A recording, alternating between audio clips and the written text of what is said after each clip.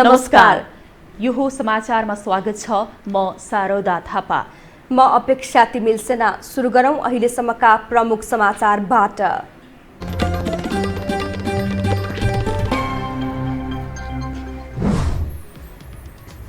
नेपालमा कोरोनाले मृत्यु हुनेको संख्या 29 पुग्यो। थप 476 संक्रमित। सुरक्षाका उपाय अपनाउन स्वास्थ्य मन्त्रालयको सुझाव।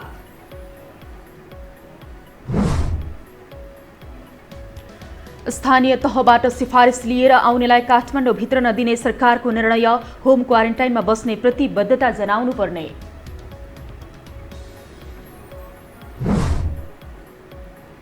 चीनले भूमि अतिक्रमण गरेको भन्ने प्रतिवेदनबारे अनुसन्धान भइरहेको परराष्ट्र मन्त्रीको भनाई। भारतसँग कूटनीतिक वार्ताको प्रयास जारी राखेको दाबी।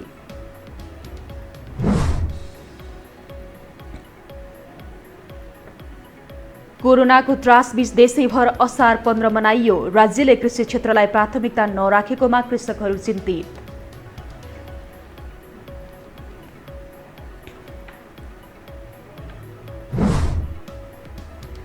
र कोरोनाका कारण मृत्यु हुनेको संख्या 5,04,000 नाघ्यो। विश्वभर 1,02,67,000 भन्दा बढी संक्रमित।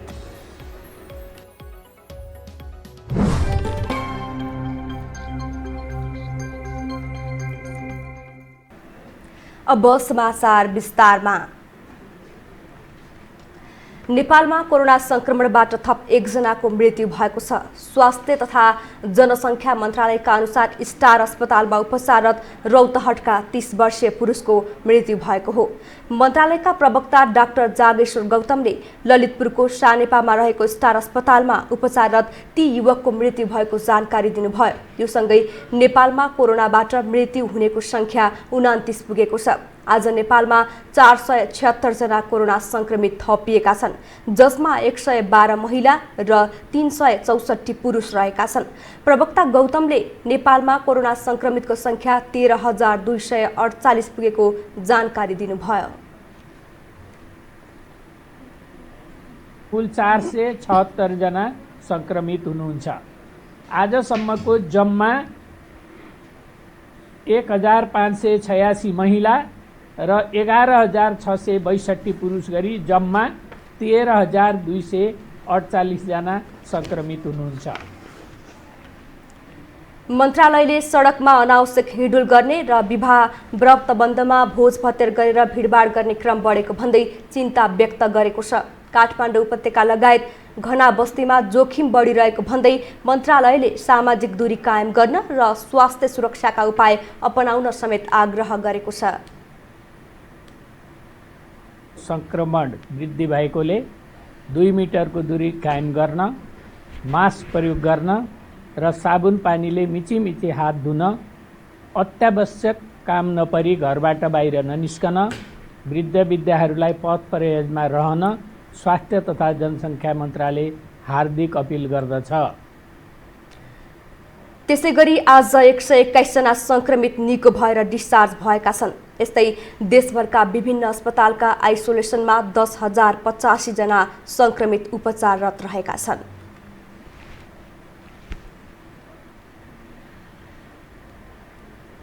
COVID-19 crisis management centre CCMC ले होम क्वारेन्टाइनमा बस्ने प्रतिबद्धतासहित स्थानीय तहबाट सिफारिस लिएर आउनेलाई काठमाडौँ भित्रिन दिने निर्णय गरेको छ।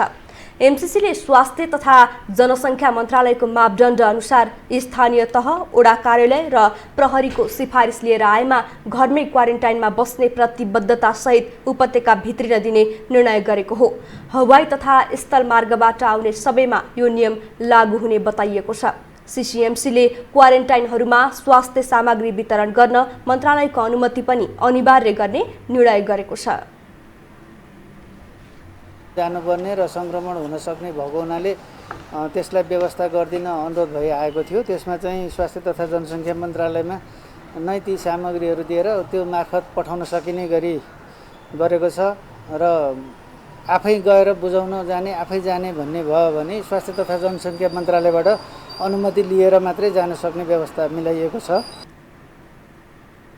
यस्तै सिसिएमसीले त्रिभुवन अन्तर्राष्ट्रिय विमानस्थलबाट बाहिरिनेहरूका लागि स्वास्थ्य जाँचको व्यवस्था मिलाएको छ। यस्तै विमानस्थलका कर्मचारीहरूलाई स्वास्थ्य सुरक्षाका सामग्री वितरण गर्ने पनि निर्णय गरेको छ।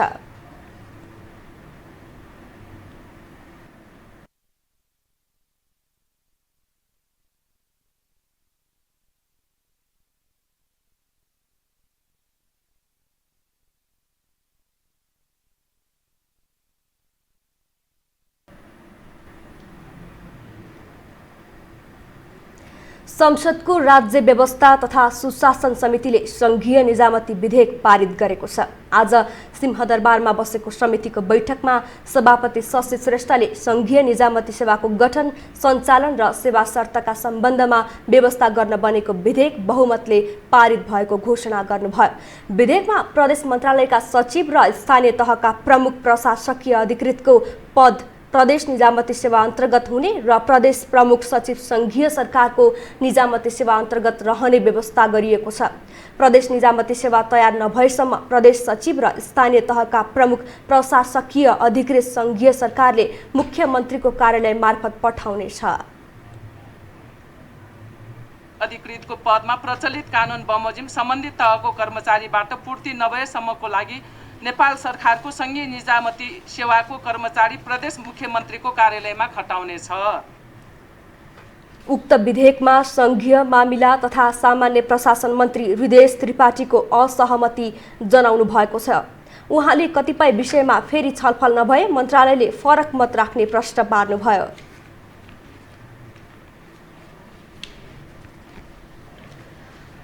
सरकारले प्रस्तुत गरेको विधेयक जुन प्रतिवेदनमा आयो, परिवर्तन भयो, त्यसमा पनि धारणा होला। त्यो धारणा कमसेकम सुन्न त पर्यो समितिले। सुन्ने मोडालिटी के गर्नुहुन्छ बरु त्यता तय गर्नुहोस्। हामी म तयार छु एक उसमा। अब होइन यो त सबै छलफल भइसक्यो, तपाईँ त कुरै उब्काउन पाउनुहुन्न यदि भन्नुभयो भने म सहमत छैन। बैठकमा सत्तारूढ दलका केही सांसदहरू झपट रावल, विजय सुब्बा लगायत सांसदले असहमति राखेका छन्। त्यस्तै विधेयकको प्रतिवेदनमा गरिएका केही व्यवस्थामा प्रमुख प्रतिपक्ष नेपाली कांग्रेस, समाजवादी, राजपा र नेमकिपा लगायतका दलका सांसदहरूले नोट अफ डिसेन्ट लेख्ने बताएका छन्।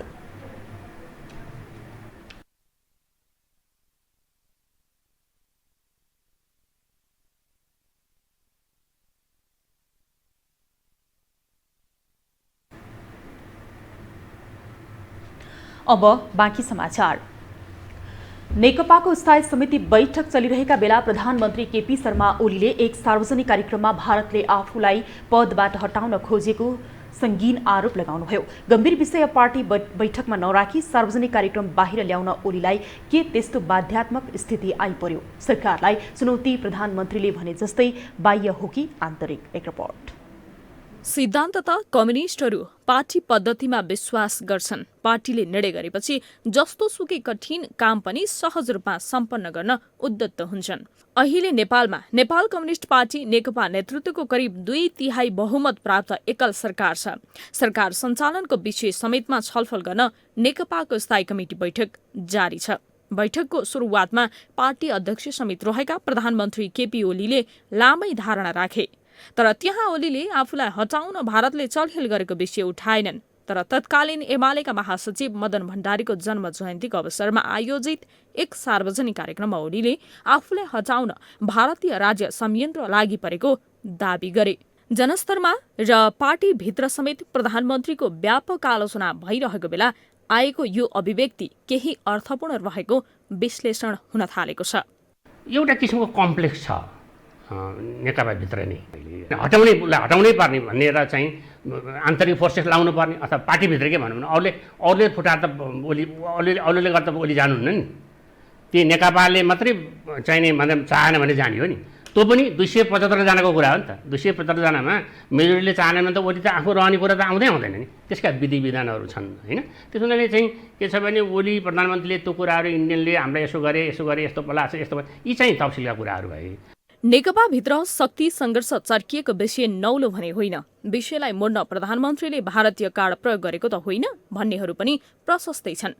आफ्नै निवासमा आयोजित पार्टी स्थायी कमिटिको बैठकमा समेत उपस्थित नभएका ओलीलाई पार्टीभित्रबाटै खतरा रहेको विश्लेषकहरूको बुझाइ छ। केपी शर्मा ओली प्रधानमन्त्रीले चाहिँ एउटा पद कि प्रधानमन्त्री छोड्नुपर्ने हुन्छ कि पार्टी सभापति छोड्नुपर्ने चाहिँ त्यो बाध्यकारी परिस्थिति निर्माणको चाहिँ बाटोतिर छन् भन्ने चाहिँ लाग्छ। त्यति बेला चाहिँ सामाजिक रूपले र जुन आर्थिक रूपले पनि मूल कुरो चाहिँ आर्थिक रूपले पनि त्यति सहयोग नगरेको र त्यति सहज नभएको परिस्थिति मैले चाहिँ देखेको छु। त्यसकारण अहिलेको कन्टेक्स्टमा यो आउँछ भन्ने किन थियो भने उहाँहरूको आलो पालो थियो, 2.5 वर्षको कुरा थियो र त्यो आलो पालो कुरै थियो र अब मलाई लाग्छ यो कुरा हिजो प्रधानमन्त्रीले व्यवस्था गरे जतिकै सहजसँग चाहिँ जान्छ जस्तो लाग्दैन। ओलीले अघिल्लो पटक प्रधानमन्त्रीबाट हट्नु परेको विषय उठान गरेर पार्टीका अर्का अध्यक्ष प्रचण्डतर्फ पनि संकेत गरे। भारतले अतिक्रमण गरेको नेपाली भूमि नयाँ नक्सामा समावेश गरेको विषयलाई ओलीले प्रमुख हतियारको रूपमा अघि सारेका छन्। तर बाह्य भन्दा आन्तरिक खतरा बढी देखिएको विश्लेषकहरूको विश्लेषण छ। यो हो टेलिभिजनका लागि राधा ढुङ्गाना, काठमाडौँ।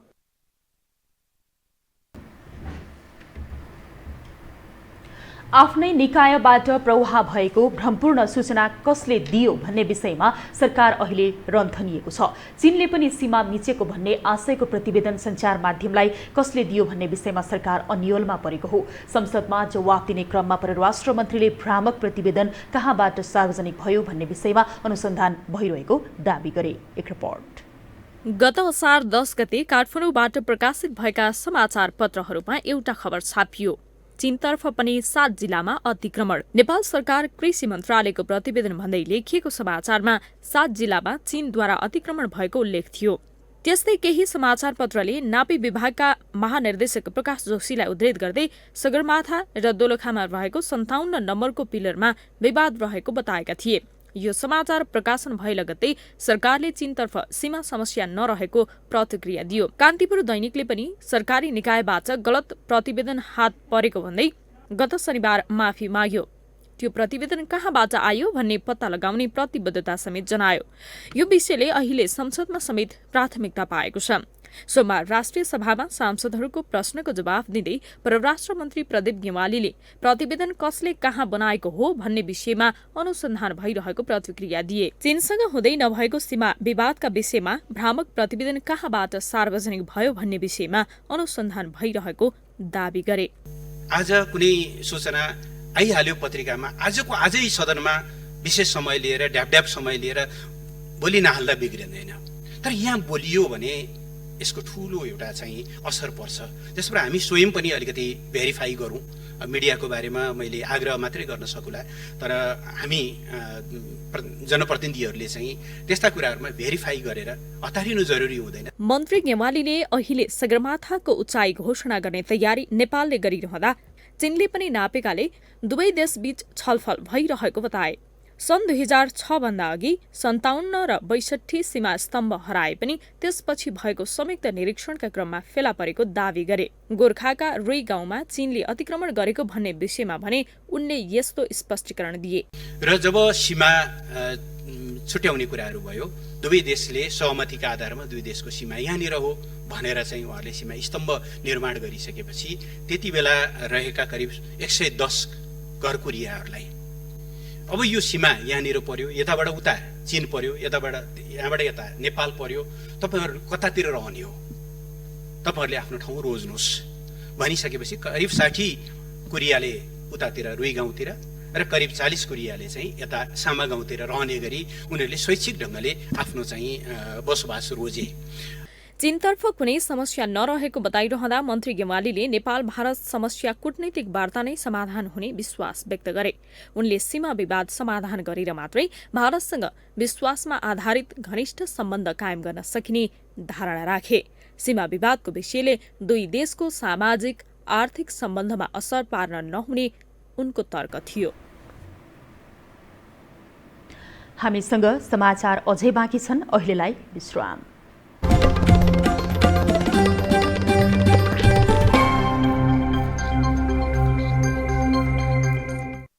विश्रामपछि स्वागत छ। अब बाँकी समाचार। असार 15 अर्थात् धान दिवस विविध कार्यक्रम गरी आज देशैभर धान दिवस मनाइएको छ। तर कृषि अनुसन्धान र किसानको बीचमा ठूलो खाडल कायमै छ। हरेक वर्ष औपचारिक रूपमा धान दिवस मनाइए पनि किसानहरूको आत्मबल बढाउने किसिमको राज्यले काम गर्न नसकेको सरकारवालाहरूले बताउँदै आएका छन्। एक रिपोर्ट। कोरोना भाइरसको महामारी र सलह किराको त्रासका बीच पनि किसानलाई प्रोत्साहन गर्न कृषि विभाग कृषि अनुसन्धान परिषदले औपचारिक कार्यक्रम आयोजना गरी रोपाई महोत्सव मनाएको छ। रोपाई कार्यक्रममा राष्ट्रिय किसान आयोगका अध्यक्ष चित्रबहादुर श्रेष्ठले धान खेतीको विकासका लागि उन्नत जातको धानको बिउ प्रयोग गर्ने वातावरण अझै पनि बन्न नसकेको बताए। उनले कृषि अनुसन्धान र किसानको बीचमा ठूलो खाडल रहेकाले उन्नत जातको बिउ किसानले पाउन नसकेको गुनासो गरे। तराईमा अहिले पनि 30-40 वर्ष पहिलाका पुराना जातहरू किसानले मनसुरी सावित्री तपाईँले अहिले तराईका 80% भूभागहरूमा पनि पुराना जातका धानका बिउहरूको रोपाई भइराखेको छ। हाम्रो अनुसन्धान र प्रसारको बीचमा असाध्यै ठुलो खाडल रहिराखेको छ।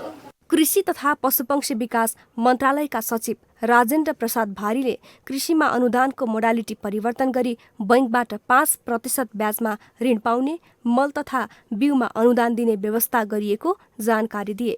उनले जोखिम न्यूनीकरणका लागि बाली तथा पशुपक्षी बिमा प्रिमियममा 75% अनुदान दिइएको बताए। उत्पादन र उत्पादकता वृद्धि गरी धानका किसानहरूलाई आफ्नो उत्पादन र उत्पादकता वृद्धि गर्नको लागि सहयोगी हुने कुनै विशेष कार्यक्रम, कुनै विशेष योजना, कुनै विशेष सहयोगहरू हामीले घोषणा गरेको सन्दर्भमा त्यस्ता राष्ट्रव्यापी घोषणाहरूले, त्यस्ता राष्ट्रव्यापी सहयोगहरूले यो दिवस र यो महोत्सवलाई अझै बढी महत्त्व दिन सक्यो भन्ने। नेपाल कृषि अनुसन्धान परिषद बाली तथा बागबानीका निर्देशक हरिकृष्ण उप्रेतीले यस वर्ष असार 15 सम्म 22% जमिनमा धान रोपाई सम्पन्न भएको जानकारी दिए। निर्देशक उप्रेतीले सलह किराबाट धानको बिउ जोगाउन निरन्तर अनुगमन गर्ने, झुल तथा छाप्रोको प्रयोग गर्ने लगायतका काम गर्न किसानहरूलाई सुझाव दिएका छन्। आज असार 15 अर्थात् राष्ट्रिय धान दिवस। कोरोनाको त्रासका बीच काठ क्षेत्रका कृषकले करिब रोपाई सक्दैछन् भने पहाडी भेगमा बल्ल सुरु हुँदैछ। यही मेसोमा दही चिउरा खाएर र असारे भाका गाएर असार 15 मनाइएको हो। एक रिपोर्ट। नेपालमा असार 15लाई धान दिवसका रूपमा मनाउने चलन छ। पहाडी क्षेत्रमा भर्खर सुरु हुँदै गर्दा काठ क्षेत्रमा अधिकांश खेतमा रोपाई भइसकेको छ। नेपाल कृषि प्रधान देश भएकाले असार 15लाई विशेष पर्वको रूपमा मनाइन्छ। यो दिनलाई दही चिउरा खाने पर्वको रूपमा समेत लिने गरिन्छ। असारे चटारोले थकित भएका किसान शक्ति प्राप्तिका लागि यो दिन दही चिउरा खान्छन्। रोपाईका बेला गाउने असारे भाकाको पनि विशेष महत्त्व छ। हामीले चाहिँ यसलाई चाहिँ कृषि चाहिँ हाम्रो एउटा मेरुदण्ड हो, त्यसलाई चाहिँ हामीले प्राथमिकता दिनुपर्छ र खेतीयोग्य जमिनहरूलाई चाहिँ बाँझो राख्नु हुँदैन भन्ने उद्देश्यका साथ यो असार 15लाई आज हामीले यहाँ यसरी महिला दिदीबहिनीहरूलाई पनि यो लकडाउनको समयमा धेरै समय घरभित्र बस्नुभयो र बाहिर निस्किने बेला एउटा रमाइलो गर्ने वातावरण भएन, उहाँहरूलाई चाहिँ पनि फ्रेस पनि हुन्छ भनेर चाहिँ यसरी जमघट गराएर चाहिँ धान रोप्ने कार्यक्रम चाहिँ आयोजना गरिएको हो। जुन यो कोरोनाले कति मान्छेको उसमा व्यवसायमा घाटा लाएर गयो भने चाहिँ कृषि भनेको चाहिँ महत्त्वपूर्ण रहेछ है। कृषि गऱ्यौँ भने चाहिँ हामी एउटा निर्भर भएर बस्न सकिन्छ। कृषि भनेको चाहिँ हाम्रो एउटा जीवन रहेछ। यो कृषिबाट चाहिँ हामीले केही प्रगति गऱ्यौँ भने सबैको उन्नति, हामी मात्रै नभएर हाम्रो सबै सन्तानको चाहिँ उन्नति प्रगति हुने। एउटा पशुपालन, हाम्रो खेतीपाती पुरानो परम्परा जसले छोड्दै जानुभएको छ, मलाई चाहिँ अलिकति कस्तो नरमाइलो लाग्छ। कृषिको आधुनिकीकरण हुन नसक्दा कृषकले सोचे जस्तो प्रतिफल प्राप्त नगर्ने समस्या वर्षौंदेखि कायम छ। यसका कारण थाक थलो छाडी शहर वा विदेश पलायन हुने क्रम रोकिएको छैन। असार 15लाई राष्ट्रिय पर्वका रूपमा मनाउँदै गर्दा कृषि क्षेत्रलाई प्राथमिकतामा राख्न र यसको आधुनिकीकरणका लागि राज्यले दीर्घकालीन योजना बनाउन आवश्यक देखिन्छ। यो हो टेलिभिजनका लागि क्यामेरामा सञ्जय घिमिरेको साथमा लीलामाया ठटाल, काठमाडौँ। अब पालो आर्थिक समाचारको।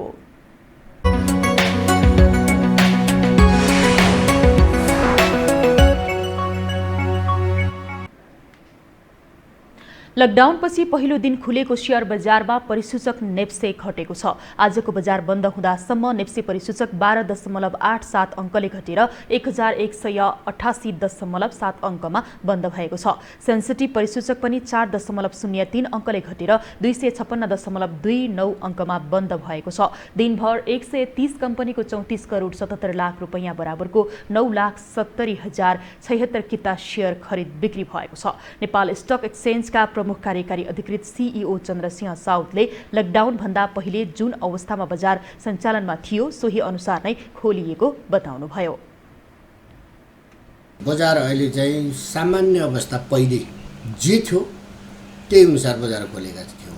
बिचमा दुईटा अवस्थामा बजार अलिकति परिवर्तन भएको थियो। बजारको समय हैन, अब जस्तो कम्पनीका मूल्य सीमादेखि सर्किट ब्रेकरका कुराहरू थिए। सीईओ साउदले दोस्रो बजार अब कुनै पनि अवस्थामा बन्द नहुने दाबी समेत गर्नुभयो। उहाँले दोस्रो बजारमा प्लेटफर्म उपलब्ध नभएर बजार बन्द हुने अवस्था नआउने बताउनुभयो।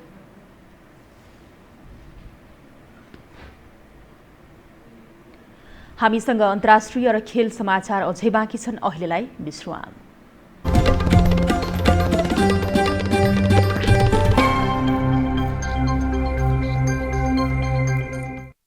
विश्रामपछि स्वागत छ। अब अन्तर्राष्ट्रिय समाचार।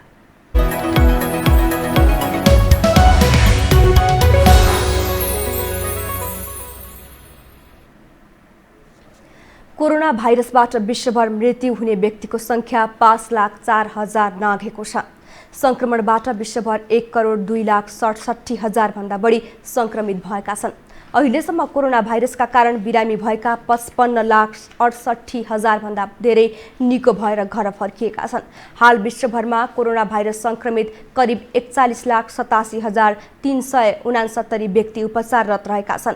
संक्रमितहरूमा 57,000 भन्दा बढीको अवस्था गम्भीर रहेको जनाइएको छ। संक्रमणका कारण अमेरिका सबैभन्दा बढी प्रभावित भएको छ। संयुक्त राज्य अमेरिकामा मात्र 26,63,000 भन्दा बढी संक्रमित रहेका छन्। यस प्रकोपका कारण अमेरिकामा 1,28,000 भन्दा धेरैको मृत्यु भइसकेको बताइएको छ।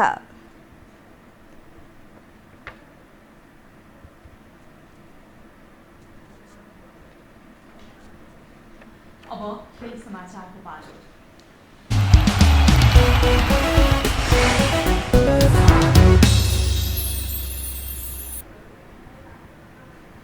नेपाल क्रिकेट संघ क्यानले प्रतियोगिता कमिटी सहित विभिन्न 4 कमिटीको विस्तार गरेको छ। यसअघि बनाइएको 4 कमिटीलाई क्यानले आज विस्तार गरिएको जनाएको छ।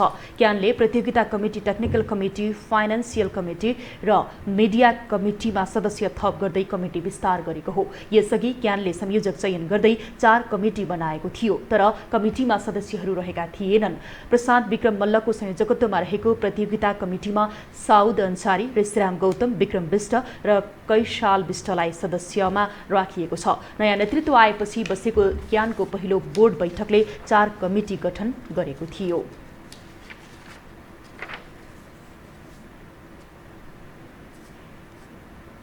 खेल समाचारसँगै हामी यो समाचार बुलेटिनको अन्त्यमा आइपुगेका छौं। बिदा हुनु अघि प्रमुख समाचार पुनः एकपटक।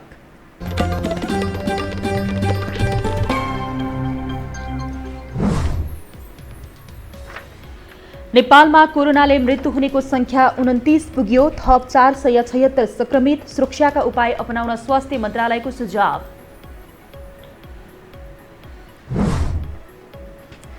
स्थानीय तहबाट सिफारिस लिएर आउनेलाई काठमाडौँ भित्रिन दिने सरकारको निर्णय। होम क्वारेन्टाइनमा बस्ने प्रतिबद्धता जनाउनु पर्ने।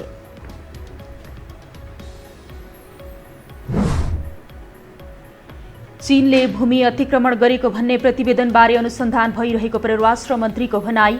भारतसँग कूटनीतिक वार्ताको प्रयास जारी राखेको दाबी।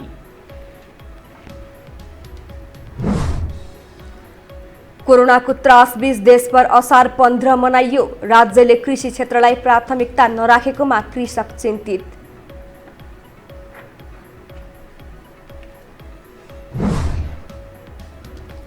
र कोरोनाका कारण मृत्यु हुनेको संख्या 5,04,000 नाघ्यो। विश्वभर 1,02,67,000 भन्दा बढी संक्रमित।